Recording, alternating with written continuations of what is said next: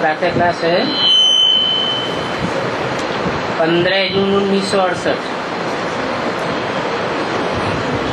ये है याद की यात्रा। और यात्रा में तो बहुत लोग जाते हैं,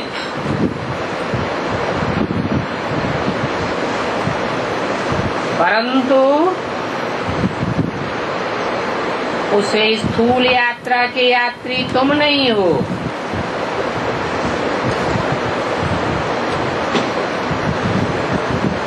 वो तो बहुत दूर दूर जाते हैं, तुम तो बहुत नजदीक हो। जो जो जहाँ भी हैं बाप को याद करते हैं।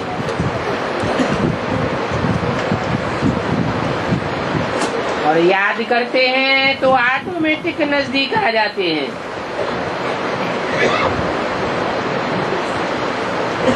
जैसे चंद्रमा के आगे कोई सितारे बहुत नजदीक होते हैं, बहुत चमकते हैं।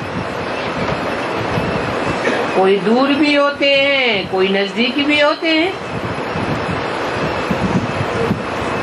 तुम भी आत्मा रूपी सितारे हो। देखने में आता है ये स्टार तो बहुत चमकता है।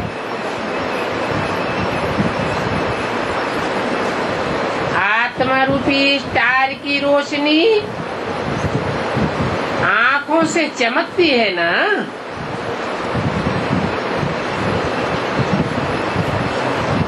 देखने में आ जाता है ये बाप के बहुत नजदीक है।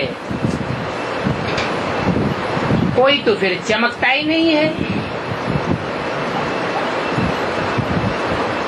तो तुम्हारा भी गायन है। तुम हो ज्ञान और योग के सितारे।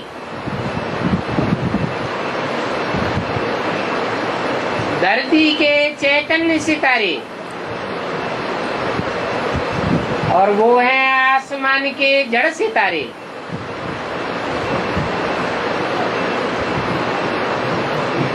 तुम बच्चों को ज्ञान सूर्य मिला है।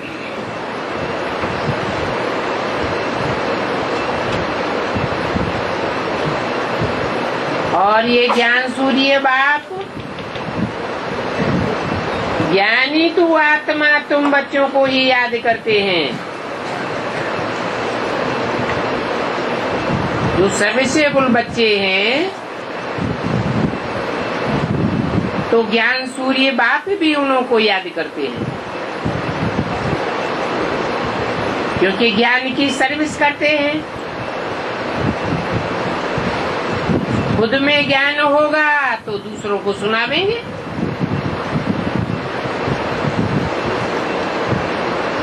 तो ऐसे ज्ञानी तू आत्मा बच्चे बाप को याद करते हैं।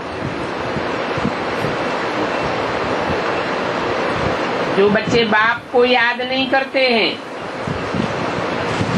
उनको बाप की याद भी नहीं पहुंचती है, क्योंकि दिल से दिल को राहत होती है। ये याद से याद मिलती है, जरूर मिलती है। बच्चों को भी याद करना है। बच्चे कहते हैं बाबा आप हमको याद करते हैं। बाप कहते हैं क्यों नहीं। सर्वसेबुल बच्चों को मैं क्यों नहीं याद करूंगा। इसी रीति बच्चों को याद क्यों नहीं करते हैं।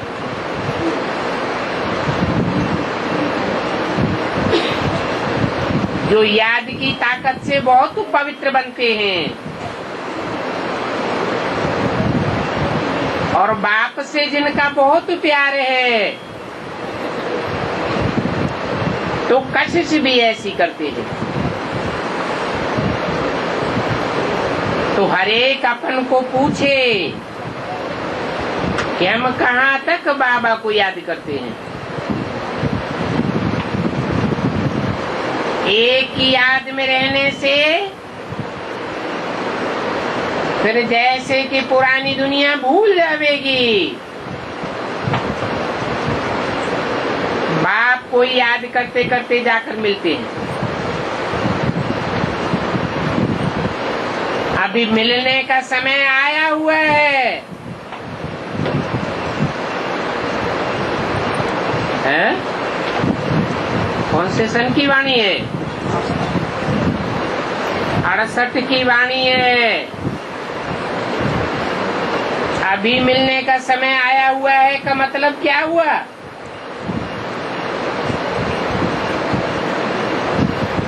कि बच्चे बाप से प्रैक्टिकल में अभी मिलन मनाने वाले हैं। ये ड्रामा का राज भी बाप ने बच्चों को समझाया है। बाप आते हैं तो आकर के अपना रूहानी बच्चा बनाते हैं। शूद्रों को रूहानी बच्चा नहीं कहेंगे, वो तो देह अभिमान में रहने वाले हैं। ब्रह्मा द्वारा शूद्रों को ब्राह्मण बनाते हैं, और ब्राह्मणों में भी फिर छटनी होती है। जिनकी आत्मा की सुई कट रहित होती है, उनके लिए समझा जाए कि बाप से मिलने का समय आया हुआ है। बाप उनको अपना रूहानी बच्चा बनाते हैं।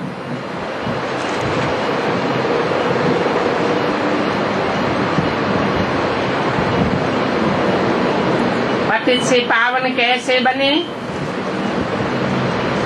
सो सिखलाते हैं। बाप तो एक ही है, उस बाप को सभी याद करते हैं, परंतु याद सभी को नंबरवार अपने अपने पुरुषार्थ अनुसार मिलती है। जितना बहुत याद करेंगे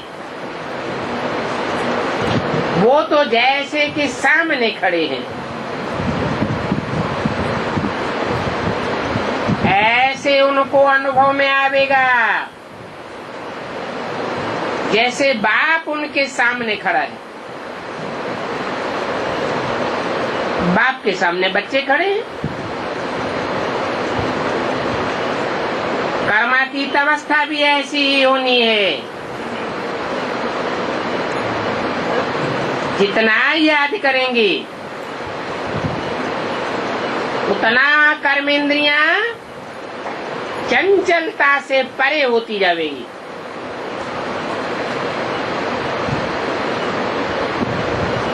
बच्चे जानते हैं कर्मेंद्रियां बहुत चंचलता करती हैं।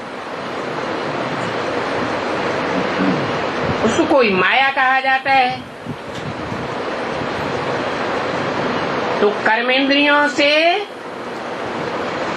अर्थात कर्मेंद्रियों की चंचलता से कोई भी खराब काम नहीं होना चाहिए। जैसे नागे सन्यासी होते हैं,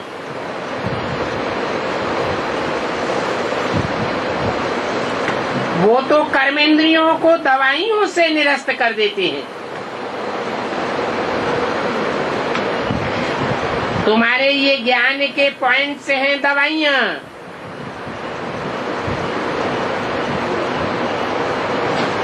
याद भी तुम्हारी दवाई है।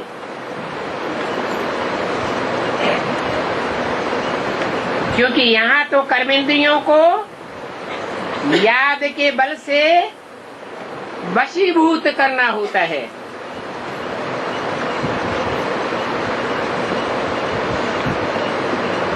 ये है याद की यात्रा। इस याद की यात्रा में कर्मेंद्रियों को कोई निरस्त करने की बात नहीं है।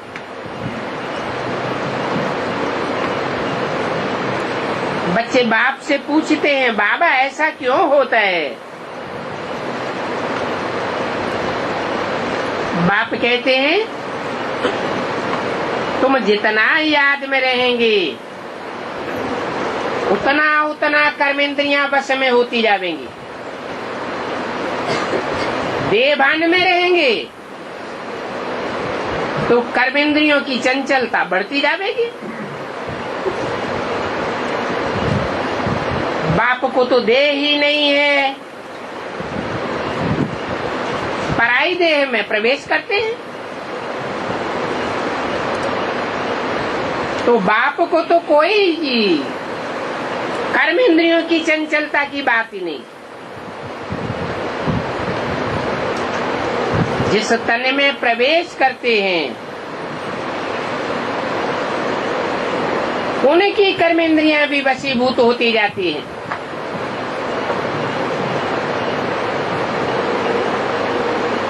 आखिरी ये कर्मेंद्रियां पूरी ही वश में हो जाएंगी। इसको कहा जाता है कर्मातीत अवस्था। इसलिए भारत का प्राचीन योग गाया हुआ है और ये कर्मेंद्रियों को वशीभूत करने का प्राचीन योग तो एक भगवान बाप ही सिखाते हैं और कोई सन्यासी उदासी महात्मा कर्मेंद्रियों को वशीभूत नहीं करना सिखा पाया। भगवान ही सिखलाते हैं अपने बच्चों को।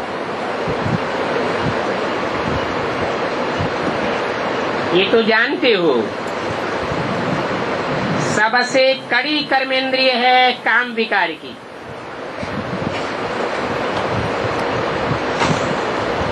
उस पर योग से जीत पाने का पुरुषार्थ करना है।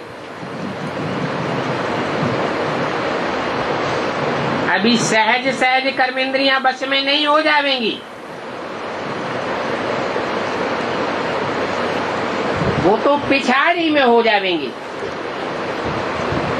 और पिछाड़ी का ही गायन है। अतीन्द्रिय सुख पूछना हो तो गोप गोपियों से पूछो। जब तुम्हारी परिपक्व अवस्था हो जाएगी,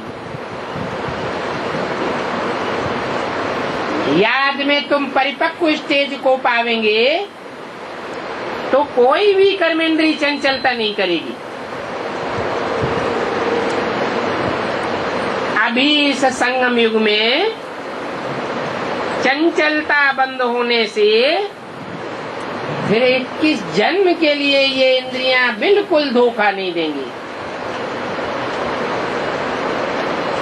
अंतमते सो ऐसी गति हो जाएगी 21 जन्म के लिए कर्मेंद्रियां बस में आ जाएंगी।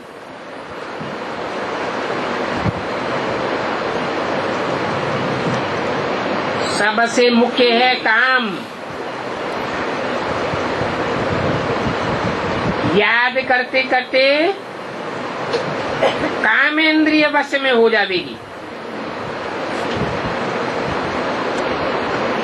फिर उससे कोई भी उल्टा काम नहीं होगा।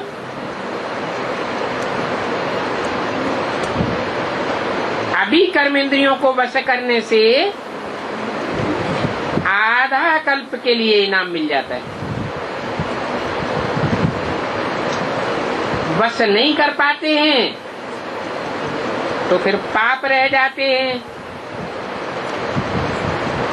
जिनके पाप रह जाएंगे उनको फिर धर्मराज की सजाएं खानी पड़ेंगी। तुम्हारे पाप योग बल से कट जाएंगे। अभी तुम पवित्र होते जाते हो। ये नंबर 1 सब्जेक्ट है। बाप को बुलाते भी हैं पति से पावन होने के लिए, तो बाप ही आकर के पावन बनाते हैं।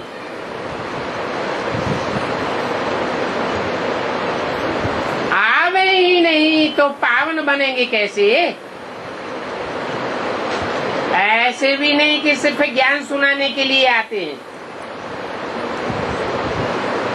ज्ञान तो इसलिए सुनाया जाता है कि पतित पावन बाप की पूरी पहचान हो जाए, सर्वव्यापी का ज्ञान बुद्धि में से उड़ जाए, बुद्धि को एक ठिकाना मिल जाए।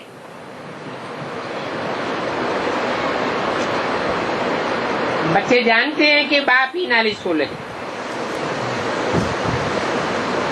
जो कहते हैं अपन को आत्मा समझो, बाप को याद करो, ये भी तो एक नॉलेज है। फिर याद में परिपक्व हो जाएंगे तो दैवी गुण अपने आप ही मर्ज हो जाएंगे। बच्चे जानते हैं अभी हम मनुष्य से देवता बनते हैं तो दैवी गुण तो जरूर धारण करने हैं, अपनी जांच करते रहना है। नोट करने से अपने ऊपर सावधानी रहेगी। अपनी जांच करते रहेंगे तो फिर कोई भी भूल नहीं होगी। बाप खुद कहते हैं कि माम एकम याद करो। कोई दूजम को याद करेंगे तो देवभान जरूर आवेगा। मैं तो सदा शिव हूँ, सदैव आत्मिक की स्थिति में रहने वाला हूँ, तो सिर्फ मुझे ही याद करना है। वो बाप जब आते हैं तब ही डायरेक्शन आदि देते हैं।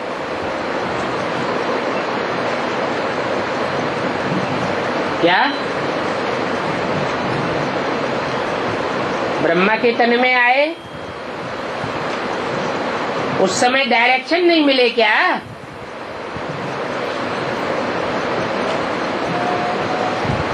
ब्रह्मा के द्वारा बाप ने कर्म करके दिखाए। तो बच्चों को कर्मों में ब्रह्मा को फॉलो करना है, परंतु डायरेक्शन बाप के ऊपर चलना है। बाप के डायरेक्शन पर चलेंगे तो कभी भी भूल नहीं होगी। अभी इन डायरेक्शंस पर अमल करना है आत्माओं को, क्योंकि तुम भी पार्ट बजाते हो इस शरीर द्वारा और बाप भी डायरेक्शन देते हैं इस शरीर द्वारा। तो जरूर बाप को डायरेक्शन देने के लिए इस शरीर में आना पड़े। ये बहुत वंडरफुल बातें हैं।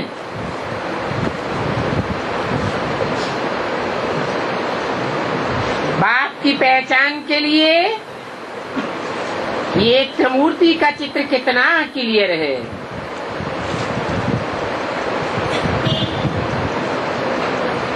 कहते भी हैं देव देव महादेव।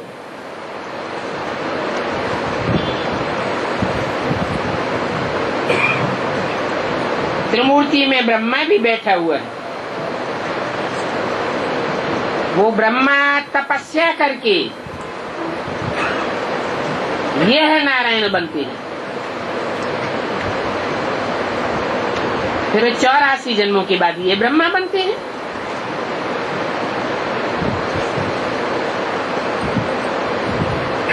पावन विष्णु से पतित बनने में 5000 वर्ष लग जाते हैं। फिर पतित ब्रह्मा को पावन बनने में 1 सेकंड लगता है। तो ये बात भी बुद्धि में बच्चों को याद रहे कि हम ब्राह्मण ही स्वदेवता थे। फिर हमने ही 84 का चक्कर लगाया। जो 84 का पूरा चक्कर नहीं लगाते हैं वो देवता धर्म की पक्की आत्माएं नहीं है। वो कम जन्म लेने वाले ब्राह्मण सो देवता बनने वाली आत्माएं जरूर द्वापर युग से दूसरे धर्म में कन्वर्ट हो जाएंगी और भारत को धोखा दे देंगी।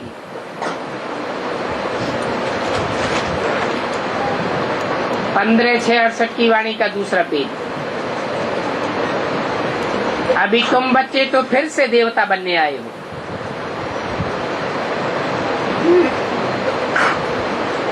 ब्राह्मण सो देवता बनते हो तो फिर देवताओं की डायनेस्टी हो जाती है।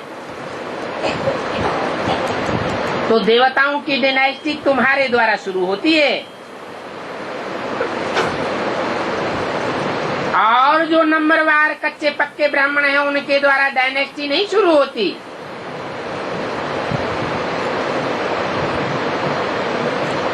तो ऐसे पक्के ब्राह्मण सो देवता जब द्वापर युग में भक्ति शुरू होती है तो बहुत प्रेम से अब बेविचारी याद में रहकर उनको याद करते हैं। अभी वही बाप तुमको ये पद दिलाने के लिए युक्ति बतलाते हैं और ये युक्ति बहुत सहज है, याद भी बहुत सहज है। सिर्फ युक्ति अपनाने के लिए जो बुद्ध रूपी घड़ा है या बुद्ध रूपी बर्तन है वो पवित्र चाहिए, औरों का संग नहीं चाहिए, औरों की याद भी नहीं चाहिए।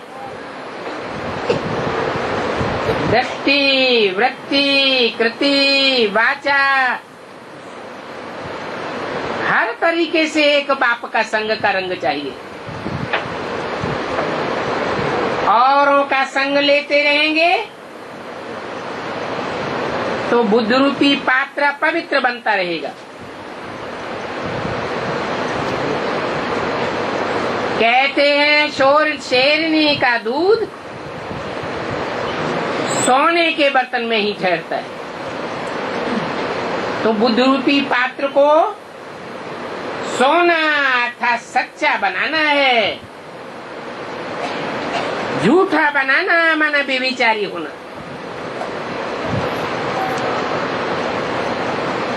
अभी तुम बच्चे जितना जितना पुरुषार्थ करेंगे आप बेविचारी बनने का, एक बाप दूसरा न कोई ऐसी स्टेज में रहने का, उतना नए नए पॉइंट्स तुम्हारी बुद्धि में इमर्ज होते रहेंगे।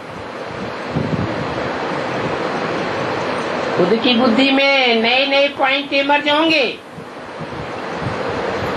तो कहेंगे अपनी घोट तो नशा चढ़ा। नशा चढ़ेगा दूसरों की सेवा करने से।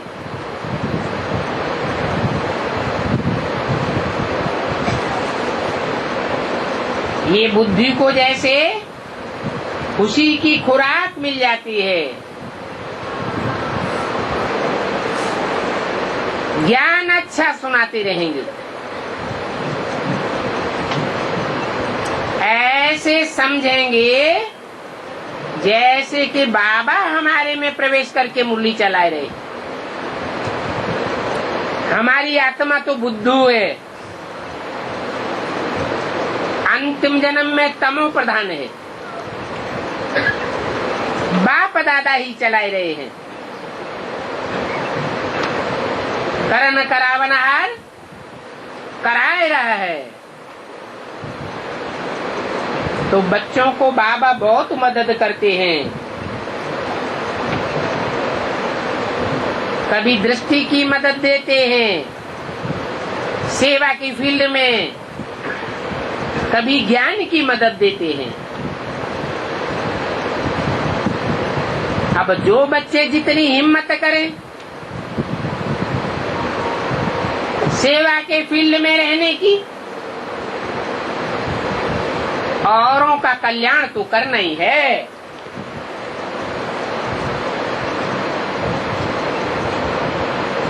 परंतु वह कल्याण भी ड्रामा में नूद है।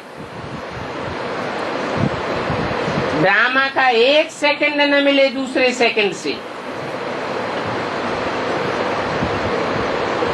अभी टाइम तो पास होता जाता है। इतने वर्ष, इतने मास, इतने घंटे, इतने सेकंड कैसे पास हो गए। शुरू से लेकर के टाइम पास ही होता जाता है। और 1 सेकंड की शूटिंग न मिले दूसरे सेकंड से। ये जो सेकंड गया वो सेकंड फिर 5000 वर्ष के बाद रिपीट होगा। बीच में ऐसा सेकंड कभी मिलने वाला नहीं है।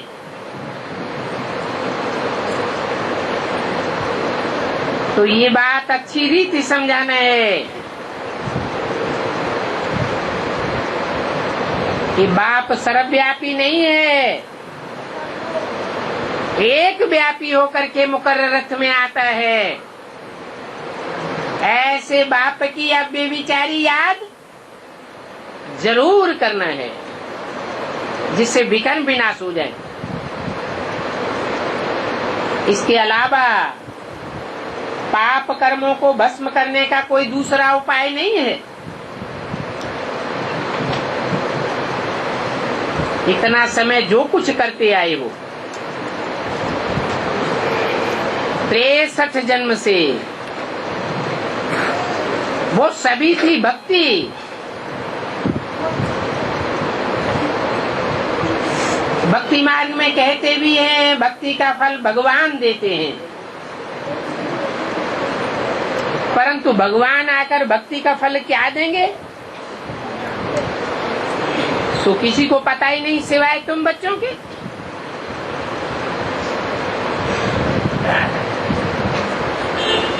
क्या फल देते हैं, कब देते हैं, कैसे देते हैं, ये कुछ भी पता नहीं है। बाप जब आवे फल देने के लिए तब लेने वाले देने वाले दोनों इकट्ठे हों।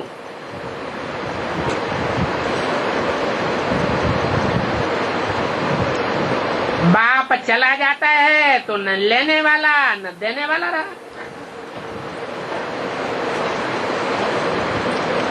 ड्रामा का पाठ आगे चलता जाता है।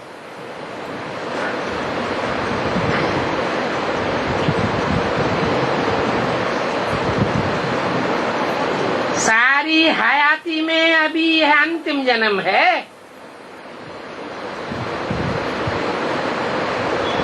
ये सबकी अंतिम लाइफ है। उसमें हो सकता है कोई शरीर भी छोड़ दे, क्योंकि कोई दूसरा पार्ट बजाना है तो नया जन्म भी ले सकते हैं।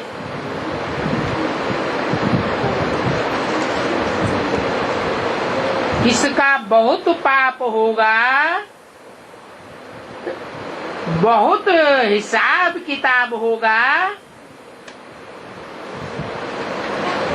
तो कोई 10 जन्म भी ले सकते हैं। ब्राह्मण जन्म में 10 जन्म नहीं लेंगे। कहाँ लेंगे? शूद्रों की दुनिया में। ब्राह्मण जन्म में बहुत बहुत करके 2-3 जन्म ही होते हैं, इससे जास्ती जन्म नहीं होते।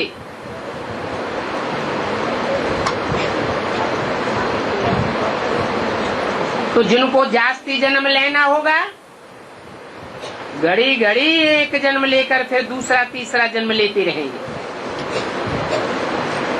गर्भ में गया, दुख भोगा, फिर शरीर छोड़ा, फिर दूसरा लिया।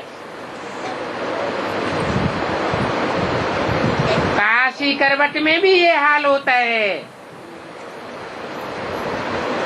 क्योंकि जन्म जन्मांतर के पाप सिर पर बहुत हैं।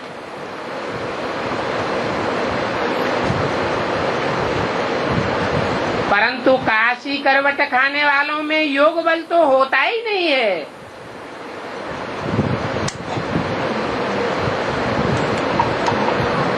भक्ति मार्ग में काशी करवट खाना ये है अपने शरीर को घात करना।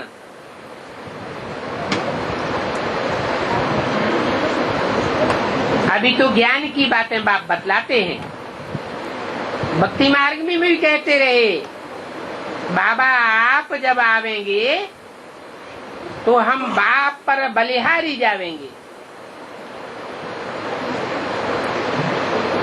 ये बलिहारी जाना ही पूरी श्रीमत पर चलना है। ये है ज्ञान मार्ग का काशी करवट।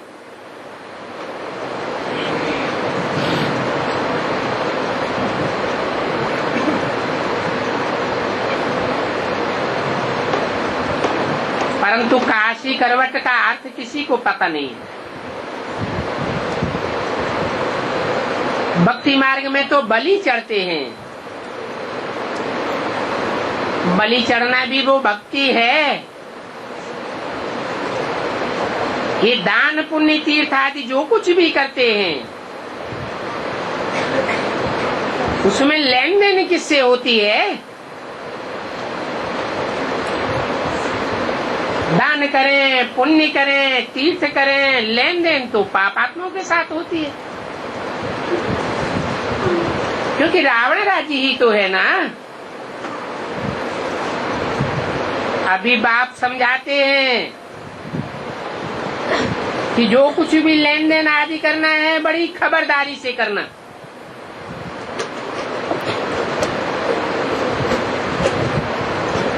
कहाँ कोई खराब काम में न लगाए देवे।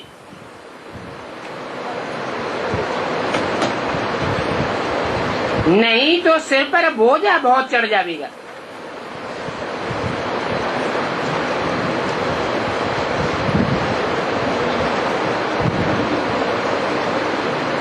तो दान पुण्य भी बड़ा खबरदारी से करना है।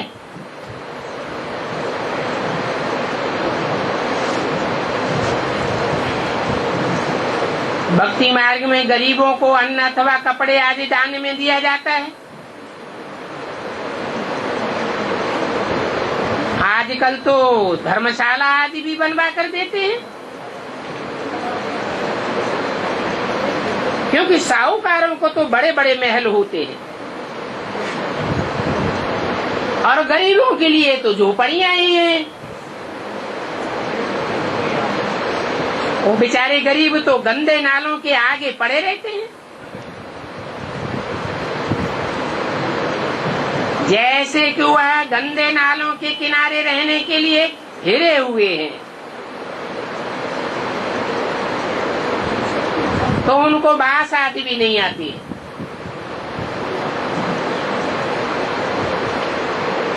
उस कचरे का फिर खाद बनता है।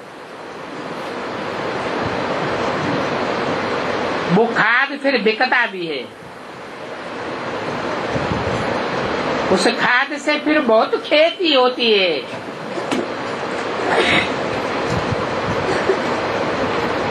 सतयुग में तो ऐसे किचड़े आदि की खेती होती ही नहीं है।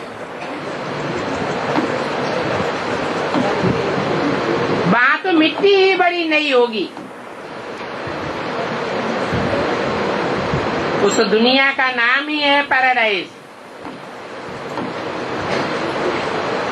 नाम भी गाया हुआ है, पुखराज परी, सब्ज परी।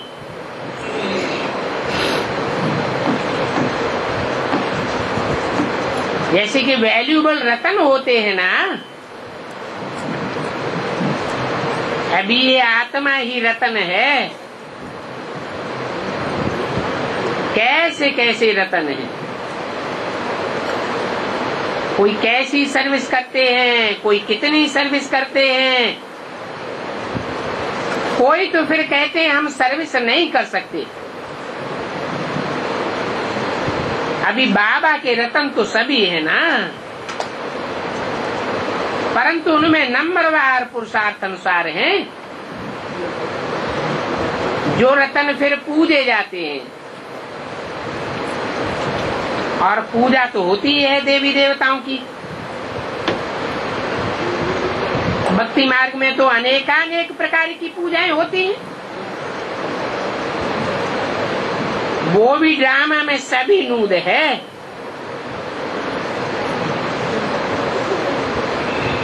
भक्ति मार्ग में होती है पूजा और ज्ञान मार्ग में होती है याद।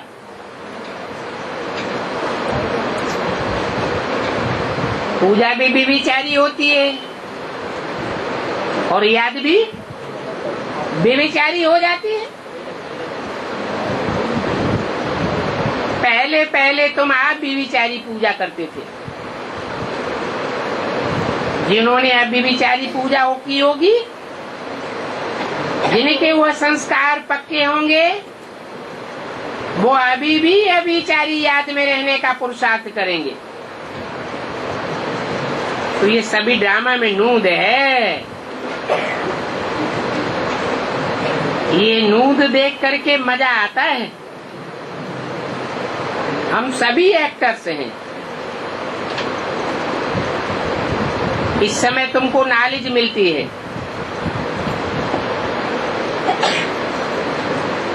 इस ड्रामा की ये नॉलेज लेकर के तुम बहुत खुश होते रहते हो। जानते हो कि ड्रामा में भक्ति का भी पार्ट है और इस संगम युग में भक्ति मार्ग की नूद करने वालों का भी पार्ट है।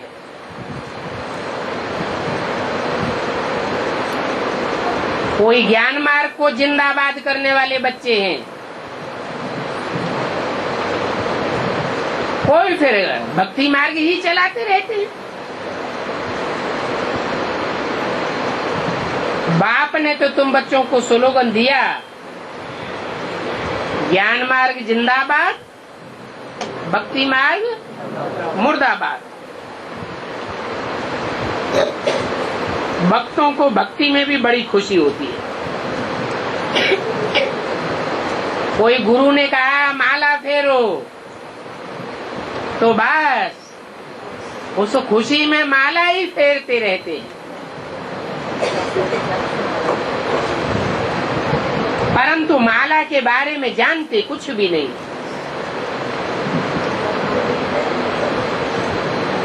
अभी शिव तो है निराकार, उनको भला फिर दूध पानी आदि क्यों चढ़ाते हो?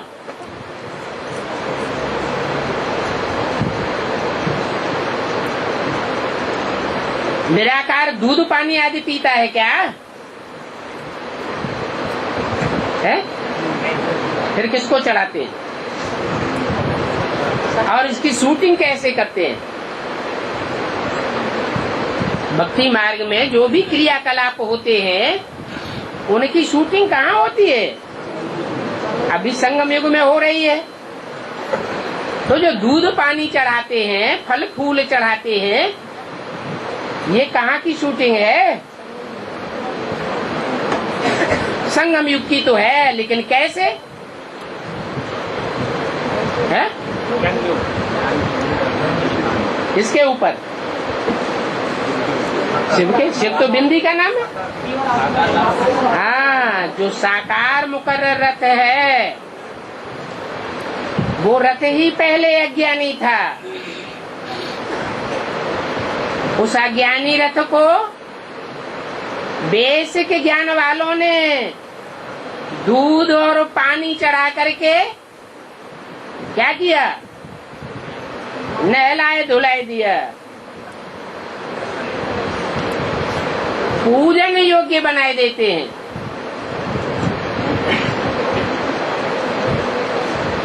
तो बोला ये शूटिंग किसने की? करने वाले कौन हैं? अरे सूरज को पानी चढ़ाते हैं, उस स्थूल सूरज की तो बात नहीं है, ज्ञान सूर्य की भी बात नहीं है। ज्ञान सूर्य को क्या पानी देंगे? वो ज्ञान जल देने वाला है या लेने वाला है? फिर ये शूटिंग कहाँ की है? हैं? अरे बेसिक में वो आत्मा भी जब ज्ञान में आती है तो उसके ऊपर ज्ञान जल चढ़ाया जाता है। किसके द्वारा? बेसिक ब्राह्मणों के द्वारा चढ़ाया जाता है। ये एडवांस वाले ब्राह्मण उसको ज्ञान देते हैं, बेसिक वाले ज्ञान देते हैं। तो जैसे कि भक्तों के द्वारा शूटिंग हो जाती है, कितनी बेसमझी है। मूर्तियों को भोग लगाते हैं। अब वो मूर्तियां कोई खाती थोड़े ही है।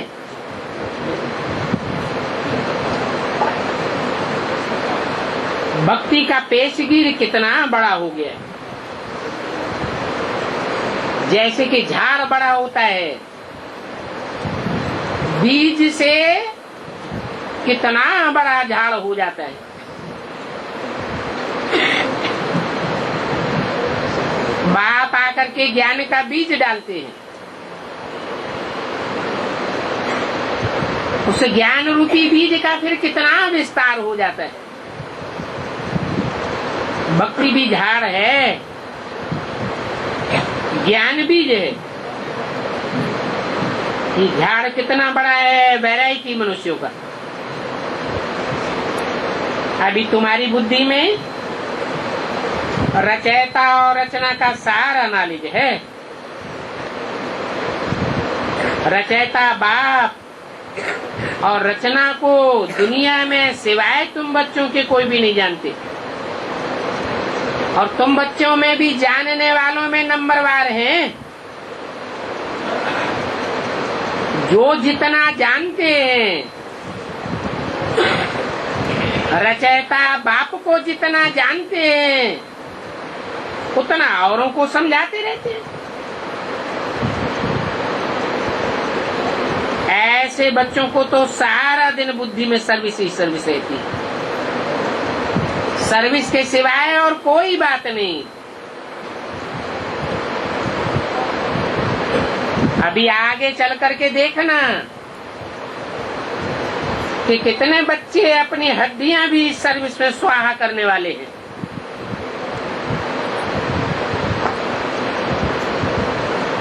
अभी तुम बच्चों ने रचयिता और रचना के आदि मध्य अंत को जाना है।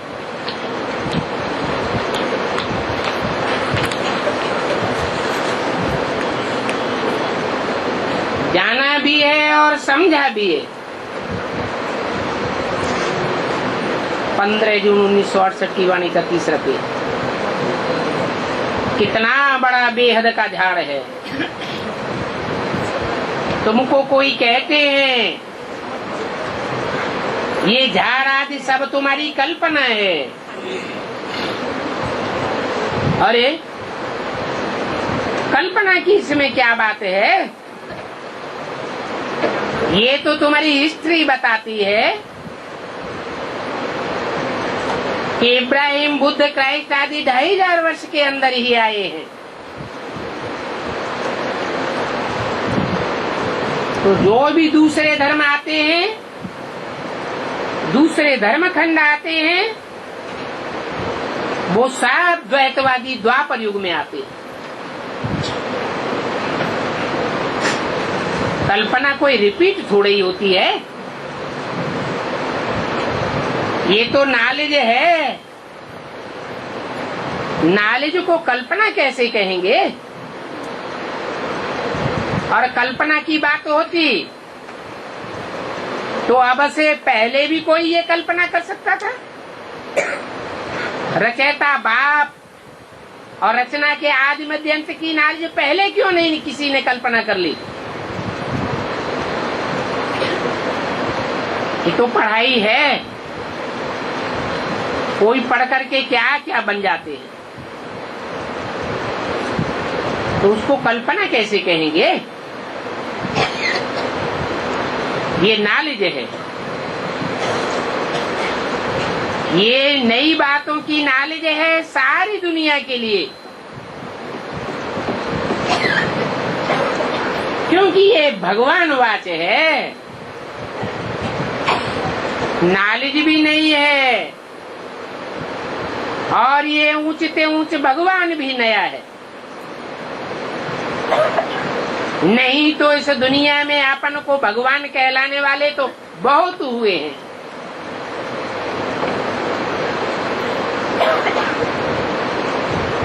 ये भी कहते हैं कृष्ण भगवान वाच, और तुम कहते हो शिव भगवान वाच।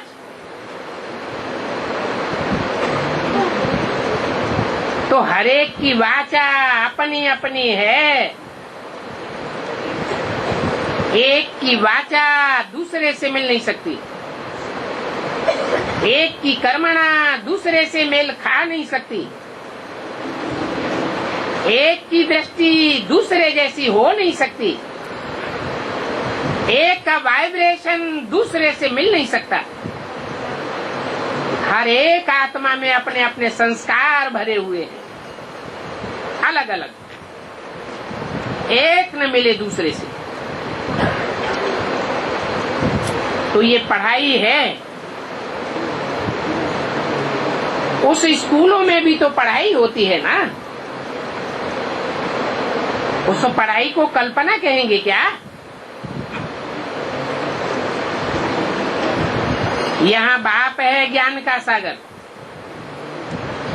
नॉलेजफुल सुप्रीम टीचर, एक ही पढ़ाई पढ़ाने वाला है। उनको सारी सृष्टि के आदि मध्यंत की नॉलेज है।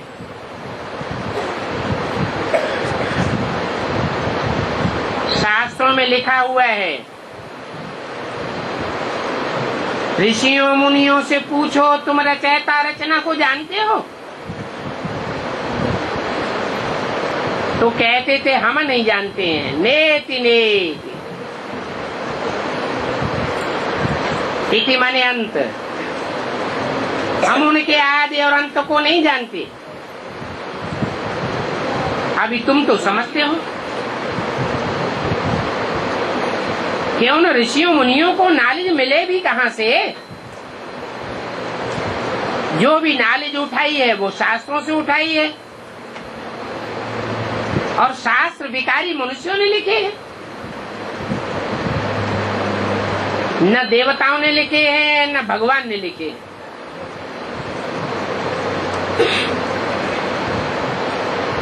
वो तो देवी देवता सनातन धर्म की हिस्ट्री को ही नहीं जानते।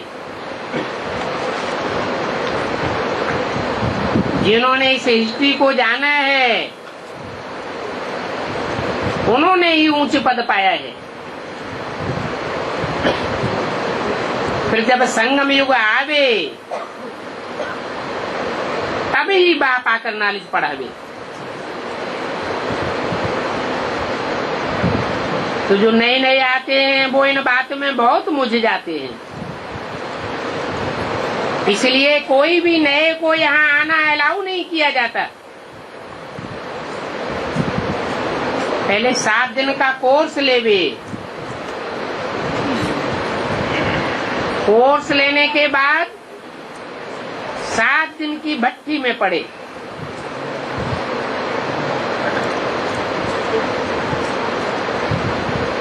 बाद में ये नॉलेज समझ में आवेगी।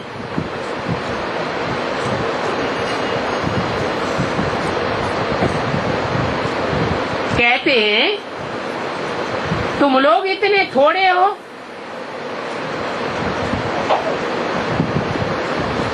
इतने थोड़े लोगों को ही इतनी ये भगवान की नॉलेज मिलती है। तुम इतने थोड़े ही राइट हो, बाकी सारी दुनिया रंग है। क्या ये शास्त्र आदि सब झूठे हैं? ये बाइबल, कुरान, रामायण, महाभारत ये सब झूठे हैं क्या? बाप कहते हैं कि सब शास्त्रों का माई बाप गीता ही झूठी, तो सब शास्त्र बाल बच्चे भी झूठे हो जाते।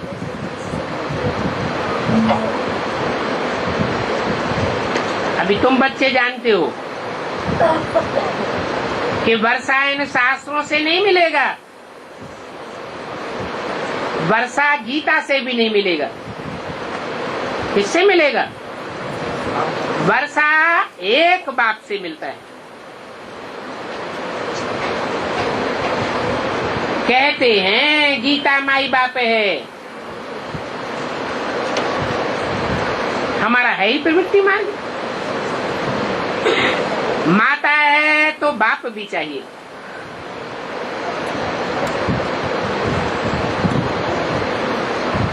रचयिता बाप से ही वर्षा मिलता है, रचना से वर्षा नहीं मिल सकता।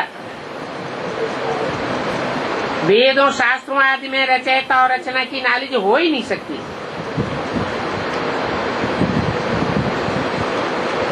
क्यों नहीं हो सकती? क्योंकि शास्त्र लिखने वाले जो भी मनुष्य मात्र हैं वो सब जन्म मरण के चक्र में आने वाले हैं। जन्म मरण के चक्र में आने वालों को अपने पूर्व जन्मों की स्मृति नहीं रहती। ये सारी दुनिया के आदि मध्य अंत को तो वो ही बता सकता है जो सदा काल जन्म मरण के चक्र से मुक्त हो। वो निरंजन निराकार है, तो कोई पाप पुण्य का भेद नहीं लगता। तो उससे पूछना पड़े कि पहले ये तो बताओ कि वेदों से कौन सा धर्म स्थापन हुआ?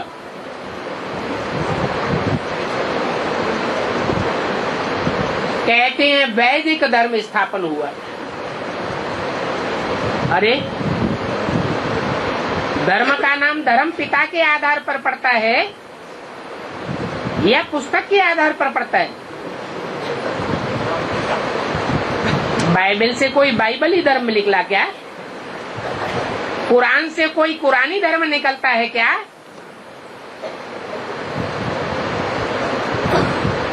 ये तो बाप आकर के सनातन धर्म की स्थापना करते हैं, कोई सनातन पुरुष के द्वारा। सनातन माने पुराने से पुराना। और मुख्य धर्म तो हैं ही 4। हर एक धर्म का एक मुख्य शास्त्र होता है। ये हिंदू धर्म के तो कितने शास्त्र बनाई दिए। 10 शास्त्र थोड़े ही होते हैं। शासन करने वाला विधान तो एक होता है ना। भारत की गवर्नमेंट का संविधान बनाया गया, एक संविधान है या 2-4 हैं? तो ये भी वंडरफुल बात है जो एक भी मनुष्य नहीं जानते। अभी बाप ही आकर के ब्राह्मण कुल स्थापन करते हैं।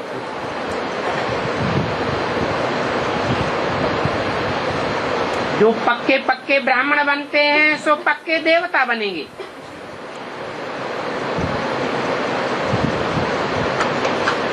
बाप आकर कोई शूद्रों को नॉलेज नहीं देते हैं। शूद्रों को नॉलेज देने का सिलसिला कब तक चला है?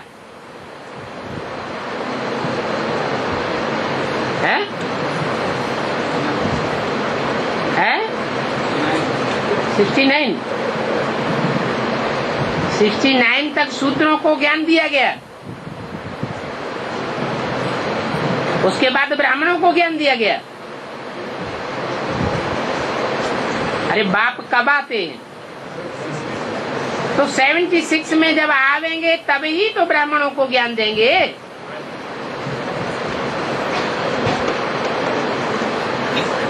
उससे पहले कौन सी मशीनरी चल रही थी? शूद्रों को ब्राह्मण बनाने की मिशनरी थी। अभी हमारी डबल मिशनरी है। तुम शूद्रों को ब्राह्मण भी बनाते हो और फिर ब्राह्मणों को देवता बनाने का भी ज्ञान बाप से दिलवाते हो।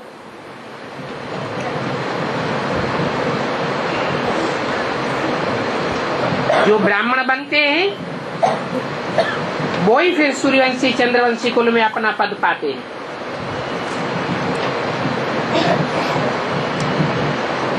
इस बात का किसी को पता नहीं है।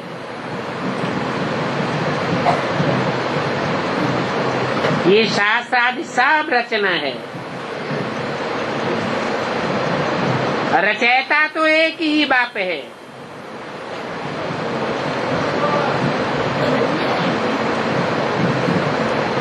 रचना से वर्षा नहीं मिल सकता, वो तो बाप ही है। सर्वशास्त्र में शिरोमणि गीता गाई हुई। जरूर गीता रूपी संविधान से श्रेष्ठ से श्रेष्ठ शासन किया गया होगा।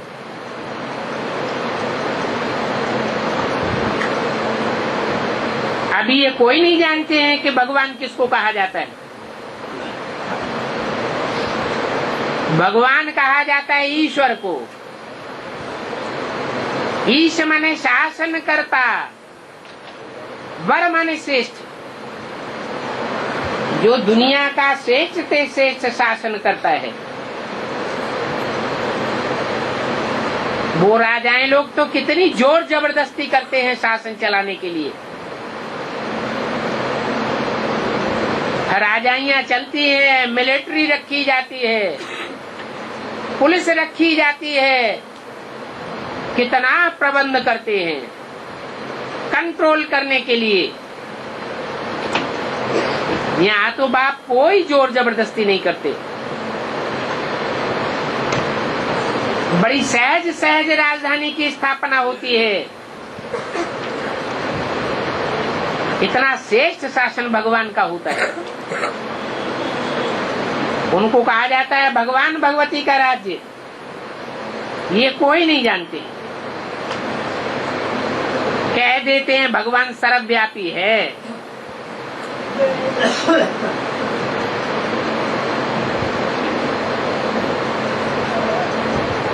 जैसे अभी दुनिया के देशों में जो राज्य है वो किसका राज्य है?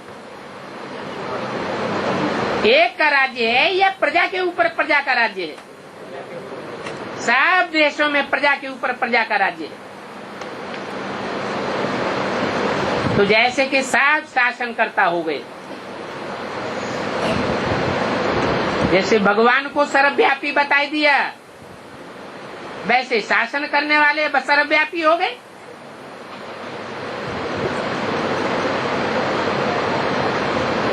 फिर कहते हैं कृष्ण में भी फलाना है, फलाने में भी फलाना है।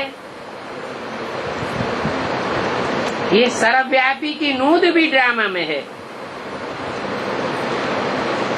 अभी बाप सन्मुख आकर के तुम बच्चों को समझाते हैं, सिखलाते हैं इस रथ द्वारा। क्योंकि राजधानी तो स्थापन होनी है ना,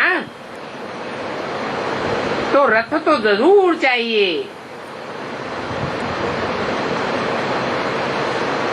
क्योंकि आत्मा तो है निराकार। निराकार तो सिखला नहीं सके। निराकार आत्मा को साकार शरीर मिलता है। निराकार और साकार दोनों को मिलाने से जीव आत्मा कहा जाता है। जीवित आत्मा। नहीं तो परम धाम में शरीर नहीं होता है, तो आत्माएं जैसे कि जड़वत पड़ी रहती है।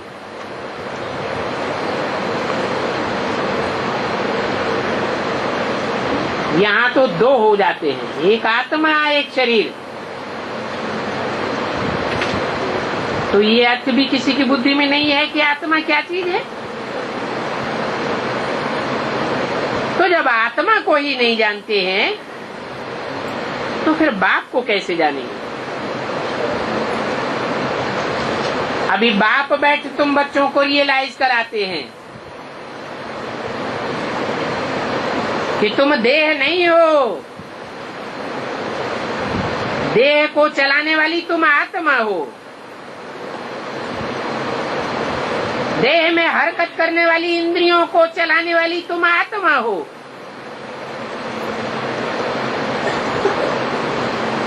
आत्मा और परमात्मा का ज्ञान बाप ही आकर देते हैं। ओम शांति।